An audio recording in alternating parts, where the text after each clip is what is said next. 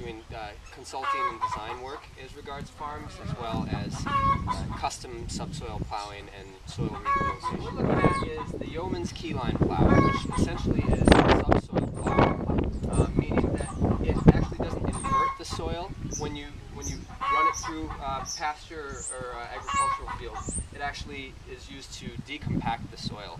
These heavy shanks are dragged through the soil to depth and basically help shatter and break up the soil, improve water infiltration, and improve penetration.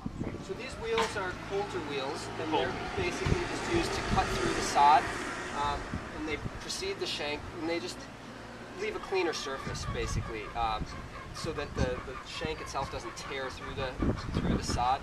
And what we'll actually see in the wake of the shank is almost a little bit of a wave. The soil kind of is lifted, and the shanks glide through, and that's basically what we see. And as we break through that sod, it tends to curl up on itself as some of that tension is released, and so we get a little bit of a ridge behind each one. We have the option of dropping seed into those rips as we go, basically, which allows us to modify the diversity and the composition of the field, and also take advantage of that bare soil that we leave. It's minimal, but we still leave bare soil. Non-inversion tillage. So a normal plow is used to create a smooth, clean planting bed, and so it actually flips the sod or whatever the vegetation is over onto itself, which is very disruptive to soil structure and soil biology. And so in this case, we're not actually turning the soil at all. We're not mixing it.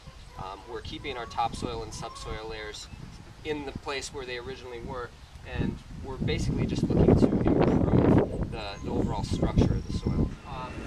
The shanks are really where the design element comes in, because what we see that's different, maybe on that one you can see that the angle of that boot of the foot is fairly shallow. It's only about 8 degrees, which means that as that's gliding through the soil, it's not causing as much lift and mixing, which also means you need less horsepower to pull it. Speed, low gear, and high throttle. It's a fairly intensive process. Again, it requires a fair amount of horsepower, so we're doing it very gently, and it takes time. But ideally, this is a strategy that we're only using a few times over the course of 3 or 4 years, and at that point, we've increased the depth of our topsoil to ideally the depth of the shank, and so this is more of a remediation strategy than something that we're looking to do every